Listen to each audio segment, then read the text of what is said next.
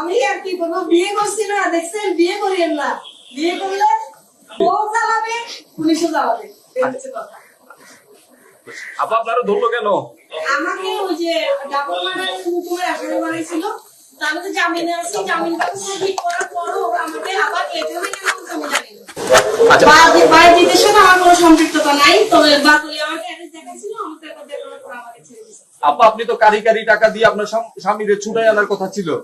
এটা ভাই আপনারা তো বুঝেন আমি মেন্টালি ভাবে, তবে এখনো মেন্টালি ভাবে ডিপ্রেস।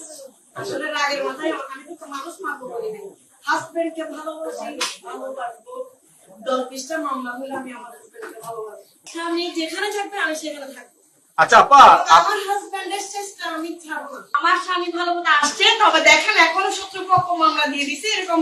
আমার হাজবেন্ড কিন্তু এই যে ডিবি অফিসে থাকা অবস্থায় ডবল মামলা দিয়েছে, আসামি হয়ে গেছে। তাহলে আপনারা বুঝেন যে আমার হাজবেন্ড কিভাবে এরকম 18-19টা মামলা দিয়ে দিল, এভাবে দিছে, আমাকেও দিছে। এখন আমি কি করবো বলেন? আপনি কি মনে করেন এখন? এখন আমি মনে করি আমি আমার হাজবেন্ড জামিন হইলে আমি আমার হাজবেন্ডকে প্রচুর শাসন করবো। এতদিন তো ওকে আমি ভয় পাইতাম, আর পাবো না। কারাগারে তো যাবো না আমি, আমার তো জামিন পেপার আছে, আমি কেন কারাগারে যাবো? আচ্ছা ডাবল মার্ডারের ব্যাপারে একটু যদি বলেন আর কি। ডাবল মার্ডার তো আমি জামিনে আছি, আমাকে জজ করতে গিয়ে জামিন দিছে, হাইকোর্ট থেকেও জামিন দিছে। আমার রিকল পেপার আপনারা চাইলে এখান থেকে নিতে পারেন।